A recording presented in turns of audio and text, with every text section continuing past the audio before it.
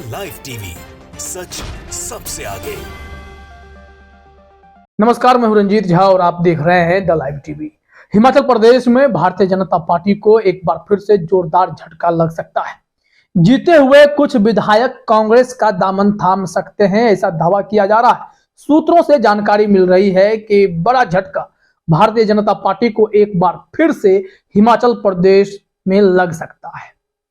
आपको बता दें कि हिमाचल प्रदेश में 68 विधानसभा सीट है, जिसमें से 25 सीटें भारतीय जनता पार्टी को मिली है, 40 कांग्रेस को मिली है और 3 निर्दलीय के खाते में गए हैं। लेकिन अब जो खबर आ रही है कि भारतीय जनता पार्टी के जीते हुए कुछ विधायक, कम से कम तो 7-8 ऐसे विधायक हैं जो सीधे कांग्रेस के संपर्क में हैं और किसी भी वक्त कांग्रेस का दामन थाम सकते हैं, कांग्रेस के हाथ को मजबूत कर सकते हैं। इसी से जुड़ा हुआ कुछ ट्वीट भी सोशल मीडिया पर चल रहा है और उसमें ही ऐसा दावा किया जा रहा है। मंजीत भारत जोड़ो यात्रा से जुड़े हुए हैं, कांग्रेसी हैं। उन्होंने जो ट्वीट किया है अपने स्क्रीन पर देखिए। पहला ट्वीट तो बहुत ही आसानी से आप समझ सकते हैं कि जो निर्दलीय विधायक है उन्होंने कांग्रेस का दामन थामा है। 3 निर्दलीय विधायकों ने अपना समर्थन कांग्रेस पार्टी को दे दिया है। क्योंकि निर्दलीय हैं इसलिए तो कांग्रेस में ऑफिशियली जुड़ तो नहीं सकते, लेकिन समर्थन देंगे। अब कांग्रेस के पास 43 विधायक हैं। हिमाचल में कांग्रेस और मजबूत हो रही है। यह तो पहली खबर है और इस खबर पे सहसा यकीन किया जा सकता है। दूसरी खबर जो सबसे बड़ा दावा है कि अक्सर तो चर्चा यह उठने लगती है कि भारतीय जनता पार्टी जोरों तोरों की राजनीति शुरू करेगी, हॉर्स ट्रेडिंग करेगी, विधायकों के खरीद फरोख्त के काम में लग जाएगी। लेकिन उससे पहले ही बिना किसी इस ट्रेडिंग वेडिंग में फंसे हुए कांग्रेस के सूत्रों से खबर आ गई कि भारतीय जनता पार्टी के विधायक कांग्रेस का दामन थाम सकते हैं। यानी बड़ा झटका। 25 तो जीते थे, जिसमें से 7-8 एक बार फिर से कांग्रेस की तरफ आ जाएंगे तो बीजेपी और कमजोर हिमाचल प्रदेश में हो जाएगी। इससे जुड़ा ट्वीट जो है मंजीत ने ही किया है, वो भी जरा अपने स्क्रीन पर देखिए। मंजीत ने लिखा, 43 विधायक हमारे पास हैं, यानी कांग्रेस के पास है। जरूरत पड़ी तो 7-8 विधायक और आ जाएंगे बीजेपी वाले, जो आने को तैयार हैं। सूत्रों से यह खबर है। तो भारतीय जनता पार्टी की नींदें उड़ाने के लिए यह काफी है। जो दूसरे को टेंशन देने वाली भारतीय जनता पार्टी है, उसे अब हिमाचल प्रदेश में कांग्रेस टेंशन दे रही है। सत्ता की चाबी कांग्रेस के पास, बहुमत कांग्रेस के पास। ऐसे में भी यह खबर फैला दी गई 25 ही विधायक है तो क्या हुआ, 10 विधायक कांग्रेस के तोड़ लिए जाएंगे। लेकिन अब यह दांव उल्टा पड़ता हुआ दिखाई पड़ रहा है। भारतीय जनता पार्टी के 7 से 8 विधायक कांग्रेस के संपर्क में हैं, वो कभी भी बीजेपी का दामन छोड़ सकते हैं। वैसे भी कांग्रेस पूरे एहतियात बरत रही है। हिमाचल प्रदेश में बीजेपी के कोई भी खेल को, खासकर जो बहुत प्रसिद्ध है ऑपरेशन लोटस, उसे फेल करने के लिए कांग्रेस कोई भी कदम उठाएगी। जैसे ही चुनावी नतीजे आने लगे थे, उसी वक्त यह कहा जाने लगा था कि कांग्रेस के विधायकों को सेफ प्लेस पर ले जाया जाएगा ताकि हॉर्स ट्रेडिंग की गुंजाइश ना रहे, ताकि बीजेपी वाले कोई ऐसा खेल ना करें कि कांग्रेस के विधायकों को तोड़ने की मुहिम अभी से ही शुरू कर दें। घर बसने से पहले लुटेरों का काम जो है ये शुरू कर दें। इसके लिए कांग्रेस पूरी तरीके से तैयार थी। लेकिन अब जो खबर आई है कि 7-8 ऐसे विधायक जो बीजेपी से जीते तो हैं, लेकिन उनकी आस्था कांग्रेस की तरफ ज्यादा दिखाई पड़ती है। क्योंकि सत्ता में कांग्रेस रहेगी, 5 साल कांग्रेस यहां पर शासन करेगी। तो इसमें अगर इन विधायकों को जगह मिल जाती है, किसी को मंत्री पद मिल जाता है, तो फिर इन्हें क्या दिक्कत है। और इसी फॉर्मूले के तहत शायद यह दावा किया जा रहा है कि हिमाचल प्रदेश में भारतीय जनता पार्टी को जोरदार झटका लग सकता है। 7-8 विधायक कांग्रेस में जाएंगे और इसके लिए तैयारियां शुरू हो गई हैं। वैसे भी भारतीय जनता पार्टी में टूट फूट का सिलसिला अब लगातार जारी है। जहां चुनाव हो गए वहां भी, जहां चुनाव आने वाले हैं वहां भी। आज ही यह खबर भी आई कि कैसे कर्नाटका के कलबुर्गी में बंजारा समुदाय के कद्दावर नेता, जो पूर्व मंत्री रहे, भाजपा नेता हैं, उन्होंने कांग्रेस का दामन थामा है।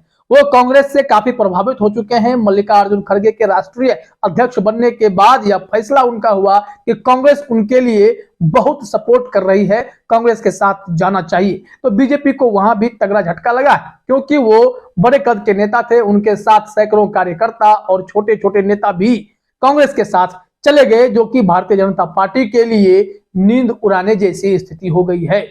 अब जरा देखिए कि हिमाचल प्रदेश में भारतीय जनता पार्टी को कमजोर करने की वजह क्या हुई, कैसे भारतीय जनता पार्टी वहां हारी। पहला सबसे बड़ा कारण है जिसकी चर्चा हमेशा होती है, वो यह है कि वहां रिवाज नहीं बदलता है। रिवाज यह है कि 5 साल के बाद फिर दूसरी पार्टी को ही मौका दिया जाता है। प्रधानमंत्री मोदी हो, जेपी नड्डा, अमित शाह समेत तमाम भारतीय जनता पार्टी के बड़े नेताओं ने हिमाचल में अपनी ताकत वहां झोंक रखी थी। जमकर चुनाव प्रचार किया गया। यह देखा गया कि जहां जहां प्रधानमंत्री मोदी ने चुनाव प्रचार किया, वहां तो सभी सीटें कमोबेश भारतीय जनता पार्टी हार गई। इसके अलावा जो धूमल फैमिली है, प्रेम कुमार धूमल जिनके बेटे अनुराग ठाकुर हैं, और दूसरा जो तबका है जेपी नड्डा का, इन दोनों के बीच तकरार का भी फल जो है भारतीय जनता पार्टी वहां भुगत रही है। उससे भी बड़ा सवाल यह हुआ कि बगावत खूब देखी गई वहां। भारतीय जनता पार्टी के कम से कम 30 नेताओं ने बगावत कर दी, जिसमें उस वक्त के विधायक थे, पूर्व विधायक थे, मतलब जो सिटिंग एमएलए होते हैं, एक्स एमएलए होते हैं, ये सब इनका टिकट काटा गया। इसके बाद नाराजगी में इन्होंने बीजेपी के खिलाफ ही चुनावी मैदान में उतरना मुनासिब समझा। नतीजा यह हुआ कि भारतीय जनता पार्टी को वहां पर तगड़ा झटका लगा, क्योंकि अगर आप वहां हार जीत का अंतर देखेंगे कांग्रेस और भाजपा के बीच, तो 40,000 से कम वोटों का ही मार्जिन है। इसी वोट के अंतर से भारतीय जनता पार्टी वहां पर फिसली है, कांग्रेस की सरकार बनी है। लेकिन बीजेपी को वहां पर निराशा इसलिए हाथ लगी क्योंकि पार्टी के अंदर की समस्या और फिर हिमाचल प्रदेश की जनता का मिजाज है, वहां रिवाज कायम रहेगा, सत्ता हर 5 साल पर बदलेगी, ऐसा पहले से इन लोगों ने तय कर रखा है। तो भारतीय जनता पार्टी को वो झटका तो लगा, इस सदमे में थे ही। लेकिन जो अभी खबर आ रही है उसके मुताबिक कम से कम 7 से 8 विधायक बीजेपी को झटका देकर जो इस बार जीते हैं, वो सब कांग्रेस का साथ दे सकते हैं, कांग्रेस में शामिल हो सकते हैं। ये सूत्रों से बड़ी जानकारी मिली है, जो बीजेपी के लिए किसी भी दृष्टिकोण से अच्छी खबर तो नहीं मालूम पड़ती है। अगर रणनीतिक तौर पर देखें तो भारतीय जनता पार्टी की हार की मुख्य वजह भी कुछ इसी प्रकार की रही।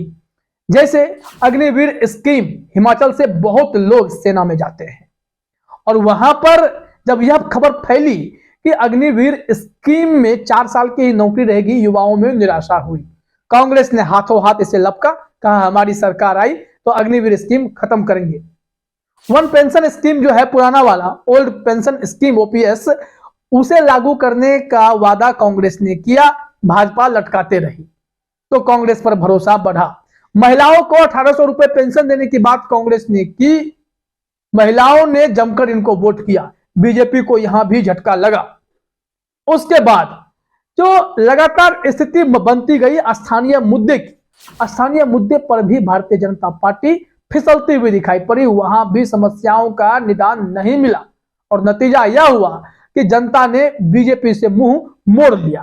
कांग्रेस को मौका मिला है, अब यह सरकार इतनी मजबूत है, 40 उनके खुद के सीट हैं, 3 सीटें निर्दलीय की आ गई हैं, और अगर संभव हुआ जो दावा किया जा रहा है तो 7-8 विधायक अगर इनके साथ जुड़ गए कांग्रेस के साथ, तो ये लोग 50 का आंकड़ा भी पार करेंगे, तो फिर एक मजबूत सरकार वहां आपको देखने को मिलेगी। हॉर्स ट्रेडिंग का सपना देख रहे भाजपाइयों को यहां करारा झटका लग सकता है, इनके सपने चकनाचूर हो सकते हैं। फिलहाल इस वीडियो में इतना ही। आप सभी का हमसे जुड़ने के लिए बहुत बहुत धन्यवाद। द लाइव टीवी, सच सबसे आगे।